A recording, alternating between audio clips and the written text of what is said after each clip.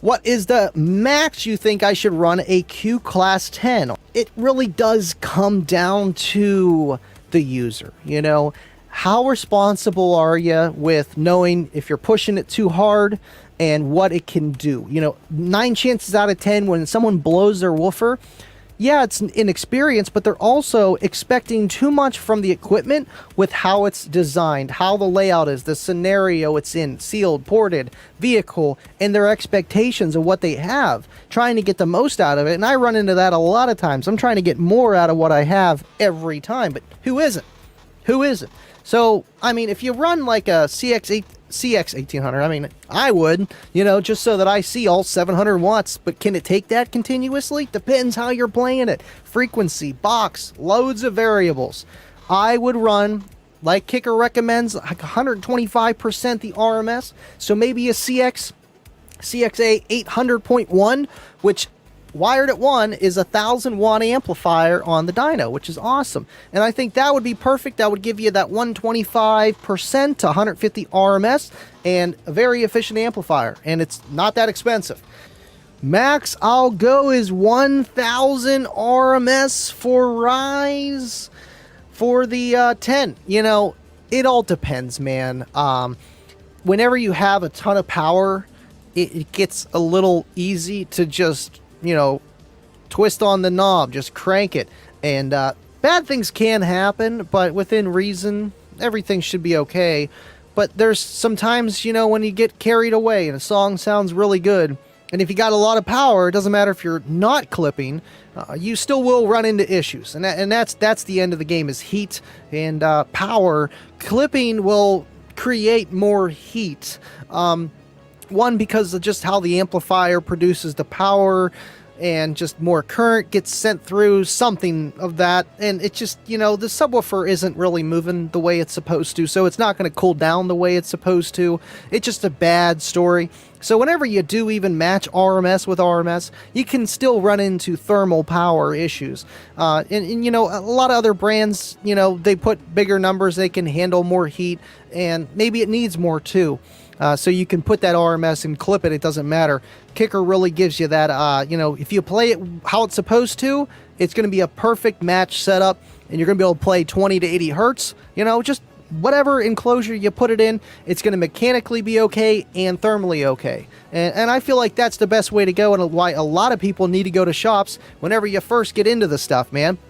In a good shop, where they actually tell you how to do something, and they tune you up correctly and say, hey, you got to be careful. I got you set here. Don't turn it up to 11. Just 10. Just 10. What is the most Kicker Comp R10s can handle? Now, what's recommended? Comp R10s. Well, you got the Comp R12s. Those are 500 RMS. Let's take a look. I think it's 400 RMS. Yeah, 400 RMS. Boom. So you got 400 RMS on that driver. And you want to know what's the most it can handle. I would tell you this, like I said in the other question, kind of sort of, you know, that 125 to 150% RMS range, just so that you can get the sound out of pretty much any enclosure that you put it in, and you're not going to clip. And you could still clip if you keep pushing it past what it can do. The kicker will keep getting louder.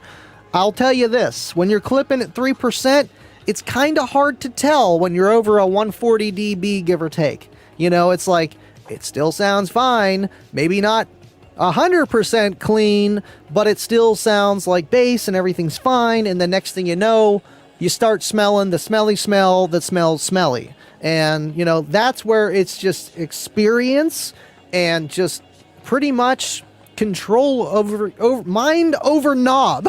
Mind over knob, because if you turn it up too loud, and it just power, man, I would just tell you to run what it has. Maybe like a 600 RMS amp. They used to have a CX 600, or maybe an 800.1 that does 600 at 2, and run that at, you know, 2 ohms, and that would be a pretty good idea to run it at, so you would grab the Dual 4.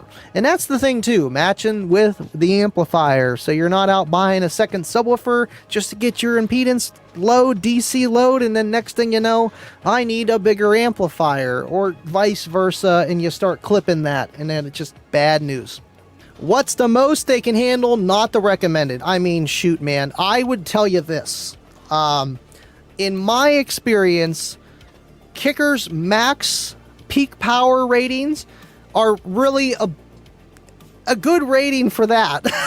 You know, if you're a quad box, yeah, it could probably take 4,800, but I think that you might start launching the cones no matter what frequency you're playing, what kind of port load, boundary loading you have. They might just go a little bit too far. But that's the cool thing about Kicker subs too.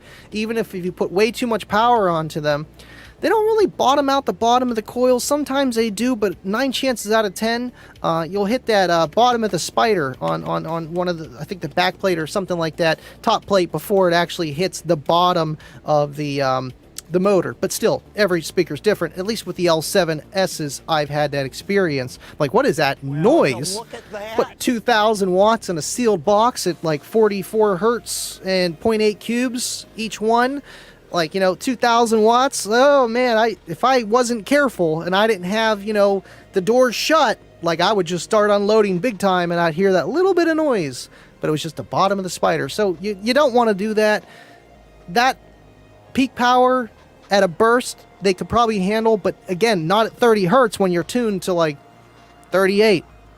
You know, I've done it with a lot of power, like the quad box, like on a daily, you know, clamping 3,000 plus when it's rated for 2,400. But I'm playing like 42 to 50 hertz, you know, really where it's the loudest in the vehicle, and it still has very good loading, and maybe not at 25 hertz, because then those speakers are really going to move, and it's just too much power at that point, because then I'm probably clamping even more. So it all depends, that peak power. It really does. Catch the Livin Loud with Andy show every Tuesday and Friday, 8:30 or 10 o'clock Eastern. Smash the like and subscribe.